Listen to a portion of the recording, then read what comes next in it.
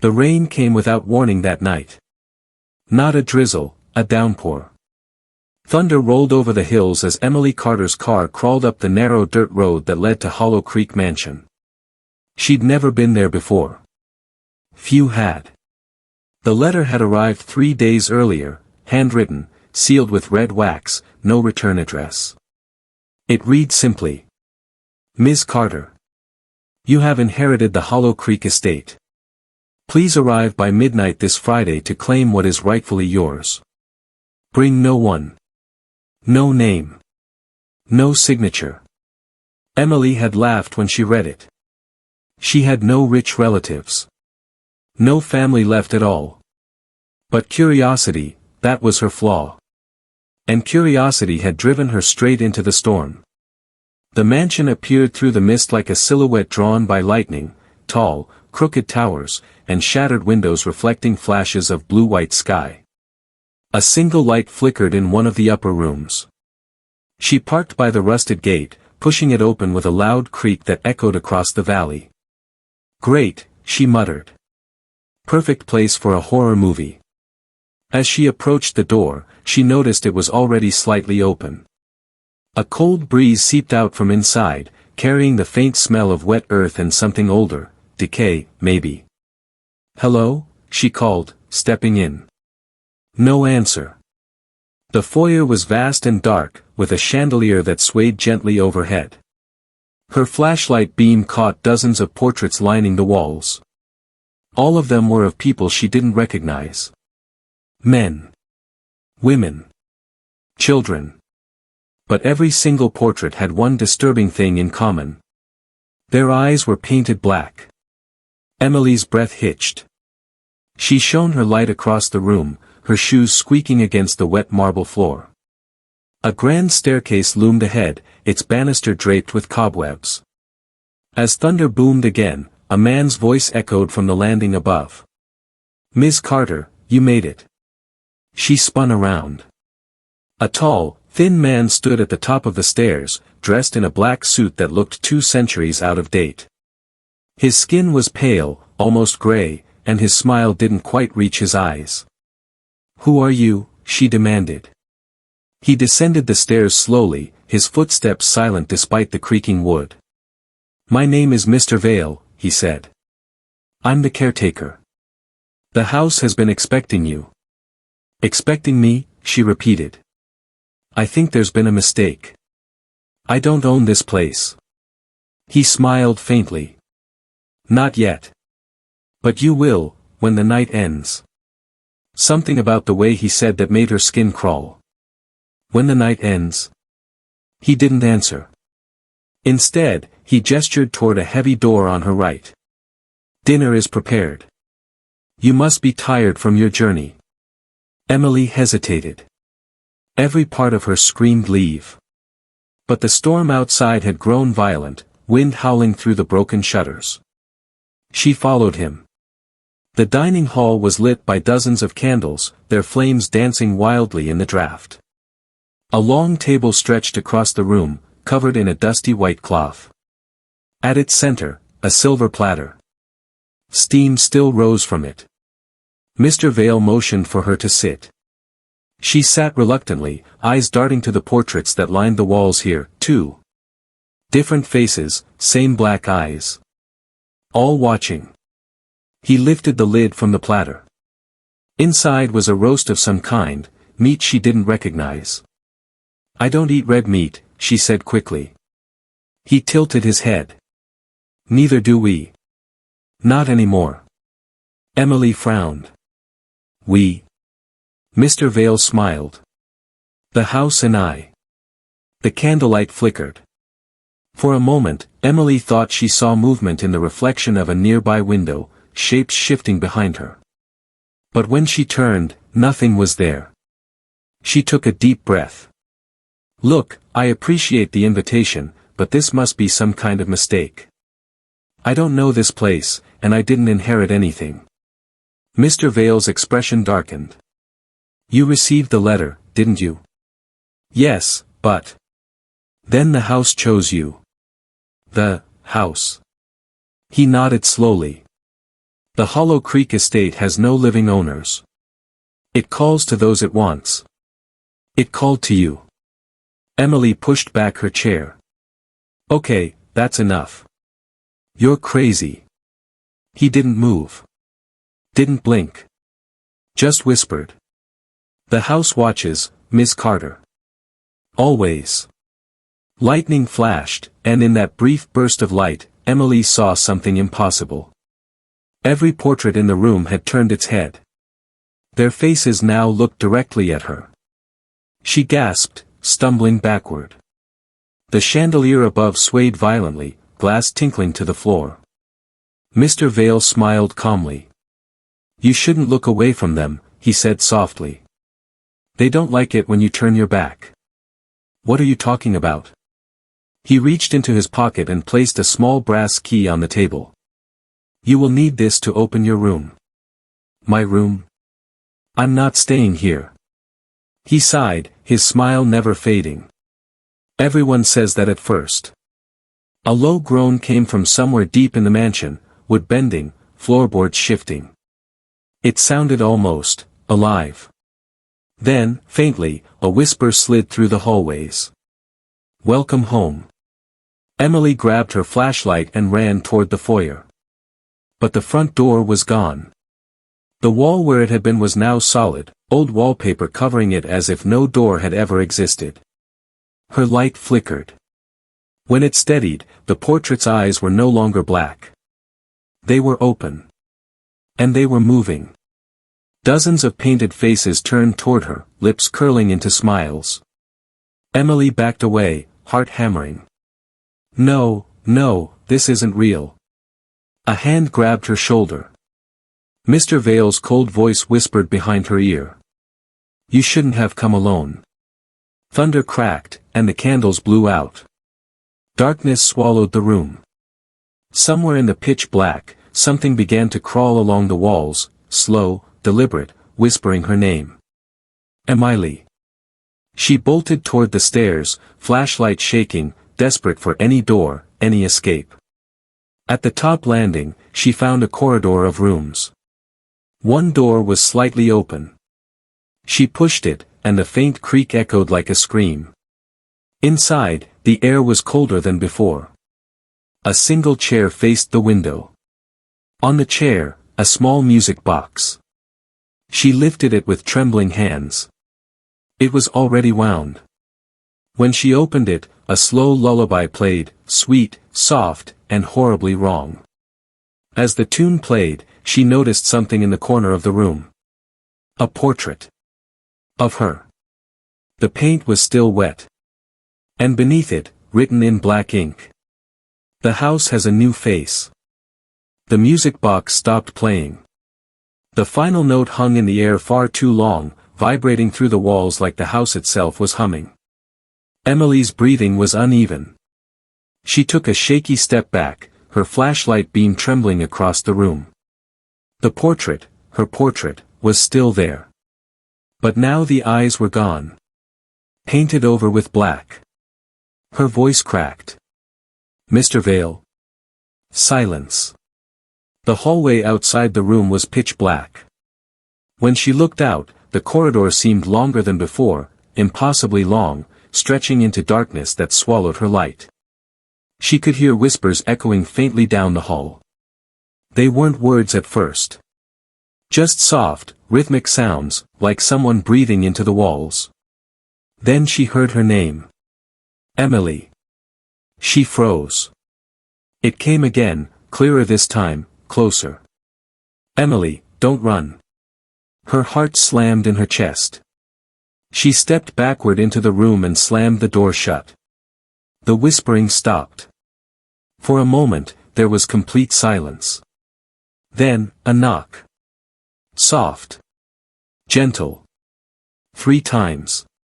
Emily. It was Mr. Vale's voice.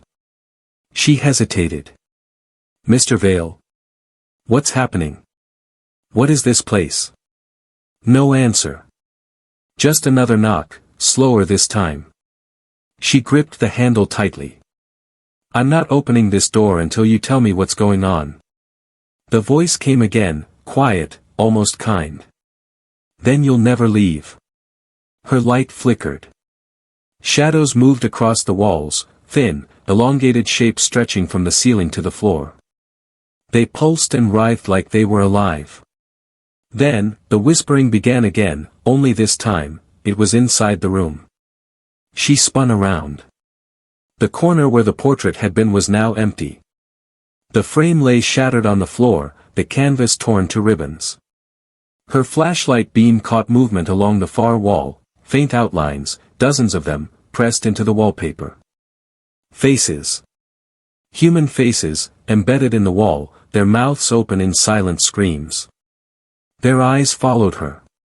She stumbled backward, shaking. What the hell? One of the faces moved. Its lips twitched, forming words she could barely hear. Don't, look away. The wall pulsed. A crack split across the wallpaper, stretching from floor to ceiling. And from it, a faint red light seeped through. The sound came again, not whispers this time, but breathing. Deep, heavy, and close. Emily bolted for the door and yanked it open. The hallway was lit again, but not by light bulbs. The glow came from the walls themselves, pulsing softly like veins beneath skin. She ran, footsteps echoing, turning corner after corner. Every hallway looked the same. Every door identical. She was trapped in a maze. At the end of one corridor, she saw a flicker, a shadow moving quickly out of sight. She followed it. The hallway opened into a library, massive, circular, with shelves stretching to the ceiling. Candles flickered on their own, casting long shadows across dusty books. In the center stood Mr. Vale. He was staring at a large, open book on a pedestal. When he turned toward her, his eyes were black, the same as the portraits. "Why are you running, Miss Carter?" "Because this place is insane," she shouted. "The walls are alive, I saw faces." He interrupted softly. "Yes. The house remembers its guests." "What does that mean?" He closed the book slowly. "Every person who steps inside becomes part of it. Their memories, their faces, their fear. It's how the house lives." Emily shook her head. "No. You're lying. I'm leaving." He smiled faintly. "You can't leave. Not until it lets you." Lightning flashed outside the high windows, revealing the carvings along the bookshelves. Names. Hundreds of them. She ran her fingers over the grooves: Elena Vale, Thomas Carter, Abigail Crow. Her heart stopped at the last one. Emily Carter. Her name was already there. She stumbled backward. How did you?" Mr. Vale stepped closer. "I told you. The house called for you. You were always meant to return." "Return? I've never been here before." His smile faltered. "Are you sure?" Her vision blurred for a moment. A memory flashed, her as a child, standing in front of this same mansion.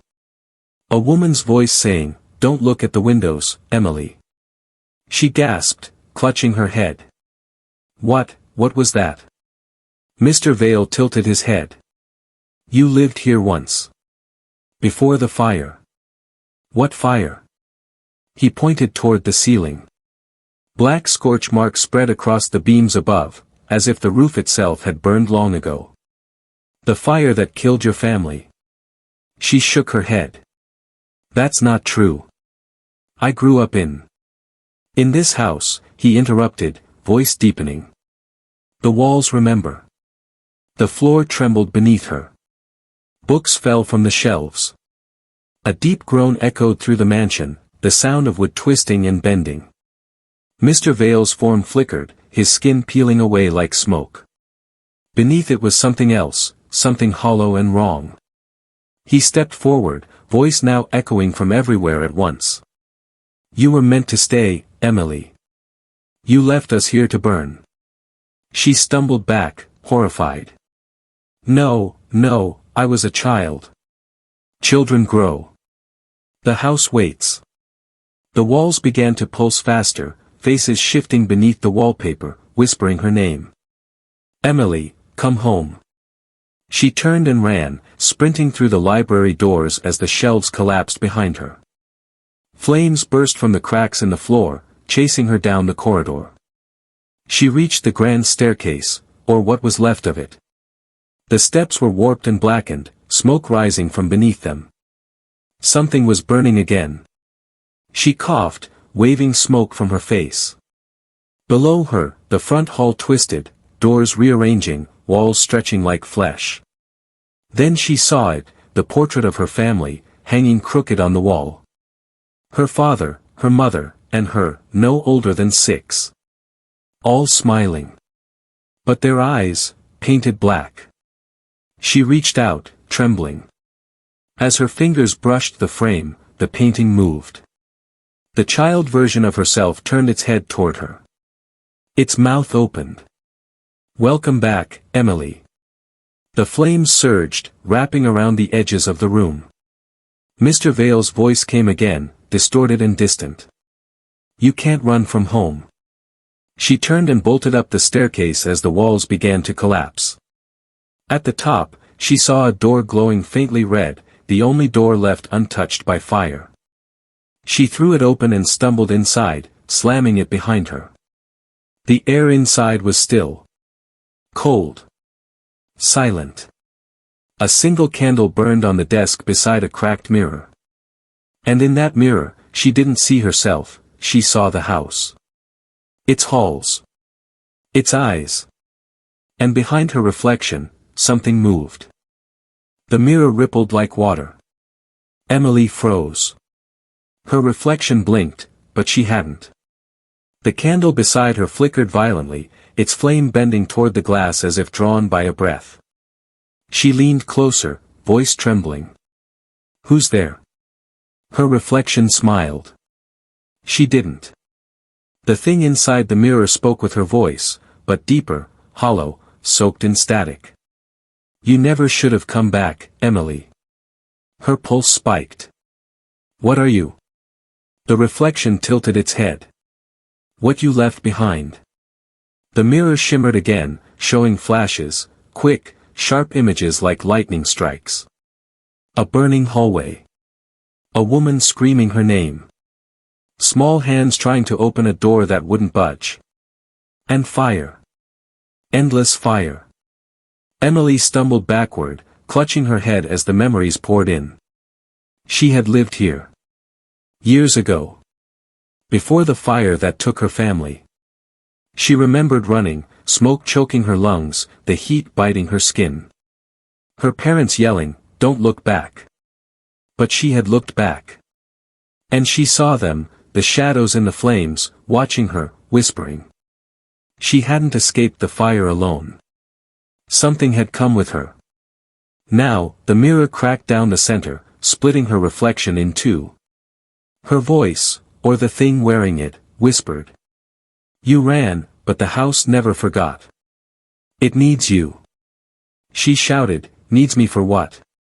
To breathe. The floor trembled. From beneath the floorboards came the sound of hundreds of shallow breaths, in and out, fast and desperate. The walls pulsed again, the wallpaper tearing to reveal veins underneath, glowing faintly red. The house was alive. And it was waking up. Emily ran to the door, but it was gone.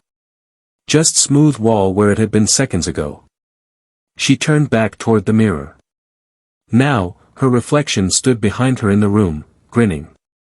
It stepped forward, glass crunching under its feet, eyes glowing faint white. Stop, Emily whispered. The reflection tilted its head. You left us to burn. I was a child. You still are. In here. It reached out a pale hand. When it touched her, her skin burned cold, frost spreading along her arm. Her breath came out in white mist. You'll stay this time, the reflection whispered. The house wants its heart back. The walls groaned. The breathing grew louder. Every inhale pulled the air tighter, Every exhale came with whispers, hundreds of voices murmuring her name. Emily fought against the pull, her body trembling. No. I won't be part of this. Her reflection laughed. You already are. Then, the candle went out. Darkness. Only the sound of the house inhaling, deeper this time. The floor lifted slightly beneath her feet as if the house was filling its lungs. A voice boomed through the walls, a deep, echoing rumble. Welcome home, Emily. The wallpaper peeled away, revealing wooden boards covered in carved faces, the same ones she'd seen before, now moving and speaking. Some cried. Some begged. Some smiled. They whispered all at once. Join us. It doesn't hurt after the first breath. A hand burst out from one of the walls, grabbing her ankle. She screamed, kicking free, stumbling backward. The boards beneath her split open, and cold air rushed up from the void below. Through the gap, she saw a massive heart beating slowly beneath the foundation, blackened, ancient, and pulsing in time with her own. With every beat, the walls inhaled. The house was alive. And its heart was hers. She backed away, tears streaking her soot-covered face. No. I left you. I left all of this. The air shimmered. Mr. Vale appeared again, his figure flickering like a dying flame. His voice echoed with regret. You never left, Emily. You just forgot. The fire didn't kill your family. You did. She froze. What? He stepped closer. You were the one who opened the door to them, the voices in the walls. You wanted them to stop watching you. You begged the house to make them go away. He pointed to the floor. And it listened. The memory struck her like lightning. Her child self, whispering into the floorboards. Make them quiet. And the walls answering back. Then we'll take them. Her parents' screams. The fire. The deal she'd made, forgotten, but not undone. Emily fell to her knees. I didn't mean to. The house whispered, you promised. The mirror reflection stood behind her again, now more solid, almost human. It leaned close and whispered. Give it what it's owed. Breathe for it. She looked around wildly. No. I won't let you take me. The reflection smiled. Then we'll take someone else. The sound of a phone buzzed faintly from her bag, her assistant, still outside, probably calling. Her eyes widened. No. No, don't. The reflection's grin widened. She's already inside. The front door slammed open downstairs. Miss Carter. Emily's heart stopped.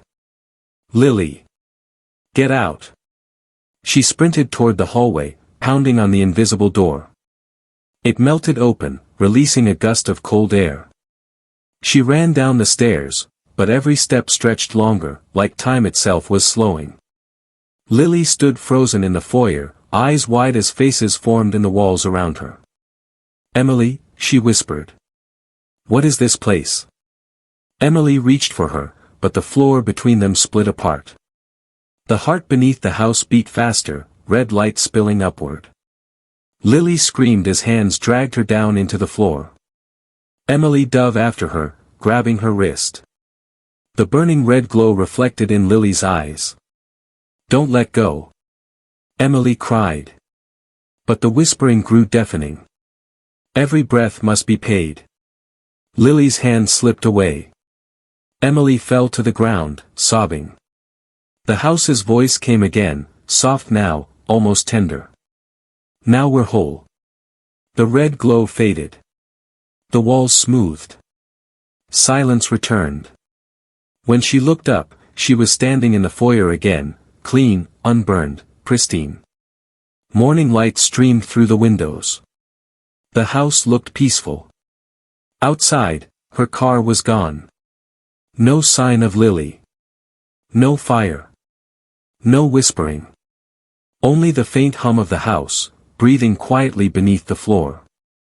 Weeks later, the listing for the property appeared online again. New agent. New photos. Everything perfectly staged. The final image showed the grand hall, sunlight through the windows, the portrait above the staircase freshly repainted. The family smiled warmly. In the center was a new face. Emily Carter. Her eyes, painted black.